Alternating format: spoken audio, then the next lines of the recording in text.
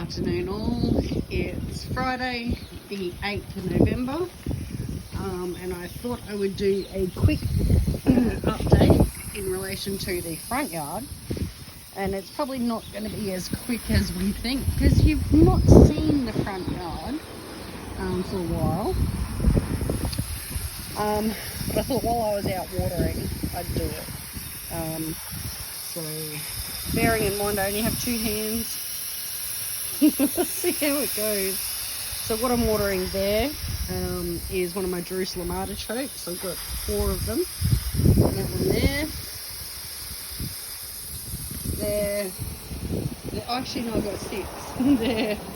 there and over there.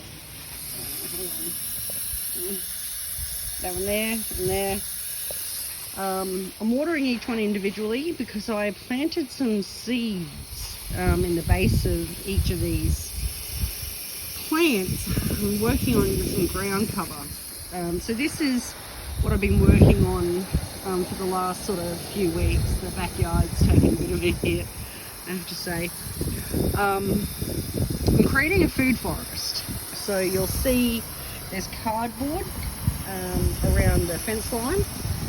And that's to control the weeds, so I can get in and paint the fence. What I'm watering in there, like I said, 2 hands, need 3 really, but yeah, so that one, what I'm watering in there is comfrey. So it's supposed to be a nitrogen fixer. What this was all out here, I don't know if you guys remember the photos, it was just horrible grass, palm trees and this god-awful garden bed. Under all that was just sand. It was just sand. So when we got the trees cut down from out the back and out the front here, I had the guys drop all the mulch for me to improve the quality of what I've got out here. So I'm trying to make nicer soil. It's not quite working. So with all these new plants that I've planted, I actually put in,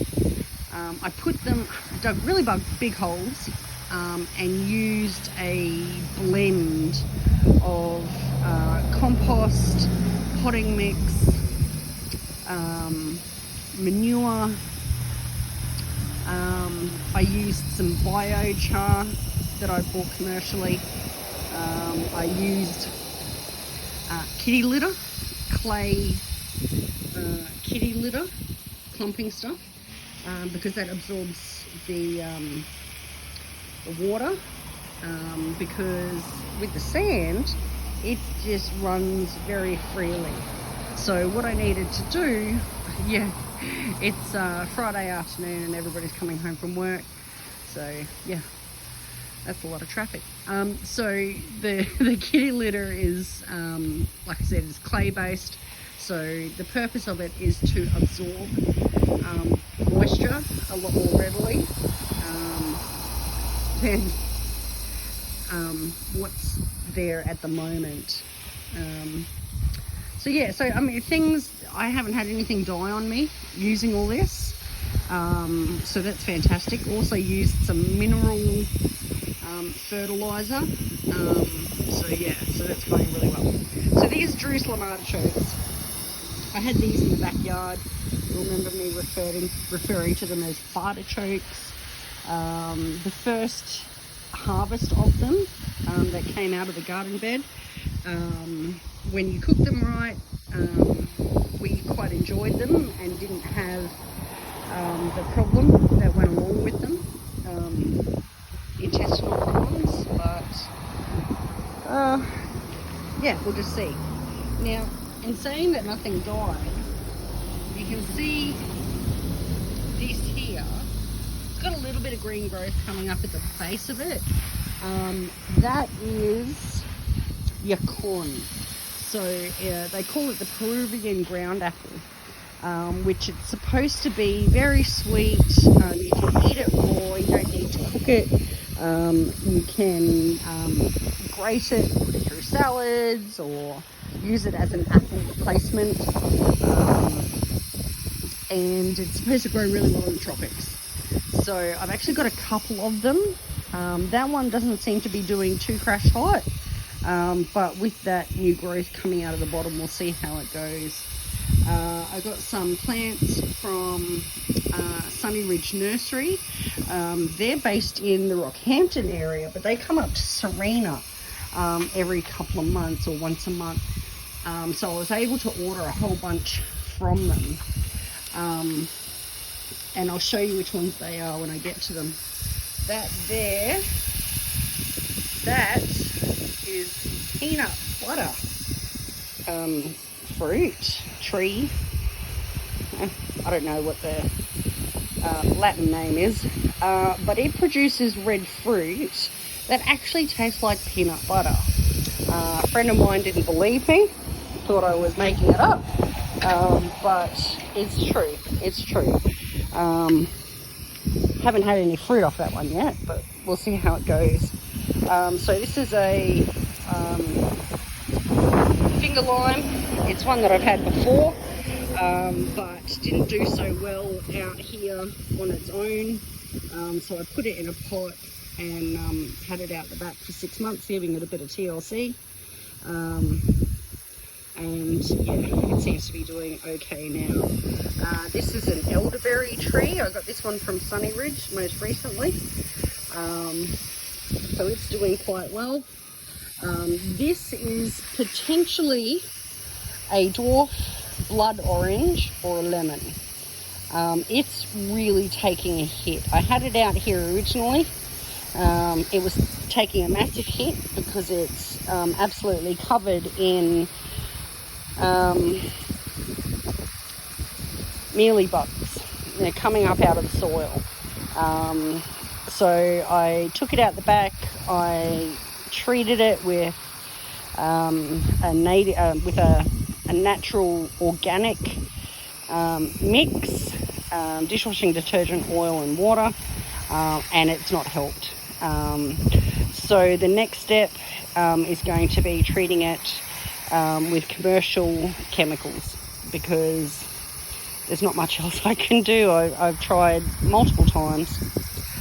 That is a comfrey as well. It's not doing so crash hot, but you can see there's some of the random seeds that I planted around. I planted some bean seeds and pea seeds, like growing peas, you know, a whole bunch of different stuff.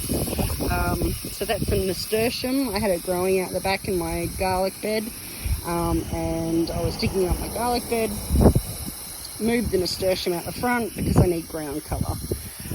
Trying to protect the ground from drying out. So you'll see around the place there's a whole bunch of potato vines, sweet potatoes.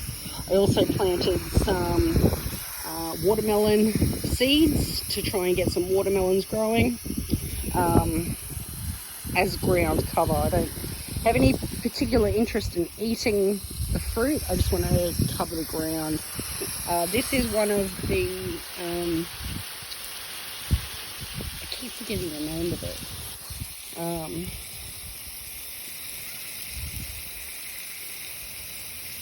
Yacons. Oh my gosh, every time I try to remember the name of it, I forget. It's a yacon. It's actually doing really well. This is the, just back up so you can actually see it because it's awesome. This is my tropical peach tree. It's going fantastic. Lots of new growth on it all the time. Covered with flowers earlier, but I think because of the wind and the lack of pollinating insects out here, they all blew off and didn't come to anything. But that's okay, because a lot of the seeds that I've planted were also flowers, which should help with the pollination. And how I said before, that is either lemon or dwarf orange. This is the other one. I left this one out the front. I didn't do anything with it, and it's growing quite well. But again, I don't know what fruit it is, whether it's the dwarf. I'm thinking it's the dwarf, because it's got a graft at the bottom of it, as opposed to the other one that doesn't have a graft. So yeah, so this is an apple tree. This one I had originally, and I haven't taken it out. It does have an issue with the mealybugs as well, in the ground. I've found them in the weeds that I'm pulling out. So I need to treat the whole area commercially, I think. I'd love to be able to keep it a la natural, but yeah, we'll just see how it goes. It's got all these lovely flowers on it. It's a tropical apple. They've not come to anything yet. I'm wondering if it's just too windy out here because we're so close to the beach. I'm wondering if it's too windy. Avocado tree. Yes, I know that they're all very close together. I am aware of that. But when you prune, you can control how big they get. This is another finger lime. I've got a green one and a red one. Don't remember which one's which, so we'll just have to see. Planted a whole bunch of seeds around this one as well, which you can see are coming up. So yeah, so they are potentially beans or peas. I don't know, I just soaked a whole bunch of seeds in water overnight and let them, and then planted them. So this one's got quite a few going around it. This is a new one that I got from Happy Valley Seeds. This is a dwarf late navel. When I bought it, it had a whole bunch of little oranges on it, but I think by the transplanting process they all fell off. Was that or the wind? Who knows? But again, there's a whole bunch of stuff growing at the bottom of it. I planted some squash just for and giggles, see what it's going to do, but I'm not overly worried about whatever it's going to do. If it makes some green manure for me, then excellent. Whole bunch of stuff growing at the bottom of it. Like I said, it could be peas, it could be beans, there might be some watermelon seeds there, maybe some more pumpkin seeds. I just sort of went with whatever I had left. There's a pumpkin there, but the base of it rotted where it was sitting on the ground, rotted, so I'm just sort of leaving it there. You can see bits of sweet potato. I planted a whole bunch of sweet potato vines just for ground cover. They haven't died on me, so that's awesome. This is another apple. This one actually had an apple growing on it when I bought it, but the wind knocked it off. And that was before I even planted it, or transplanted it. This is my tropical plum. Yes, this is my tropical plum tree. So yeah, that was only $70 from Happy Valley Seeds. So really happy with that. When it was in the pot on the ground, it was almost as tall as me. So yeah, really happy with that. And then I've got the stuff growing underneath it, like I said, just for nitrogen fixing or whatever I can do to improve the ground here. This is, I've got 3 of these. This is a cassava plant. So these are grown in tropical climates, and it's a potato replacement. If anybody's been to Fiji, you'll note that on the menus of places, they will sell cassava chips. They won't be potato chips, because cassava grows better in the tropics than potatoes. Potatoes are very difficult to grow because of the humidity and all the rain that we get. So I've got 3 of them. So there's one there, one there, and then one over there under the tree. These are my goji berries. I planted some of these from seed. Actually, no, they all came from seed. Some of them came from Forest Beach and have come back to life. And some of them are seeds that I planted when we got here in a pot which I transplanted. I've got another, actually I think that's the one I showed you already, the comfrey, which I'm just growing it. I'm not using it for any medicinal purposes, just so I can make a fertilizer out of it. This is a strawberry guava plant. I had intended to get dwarf ones, but didn't. This is going to be a full size one. Again, you just trim it, prune it, and look after it. A bit of ginger growing in here.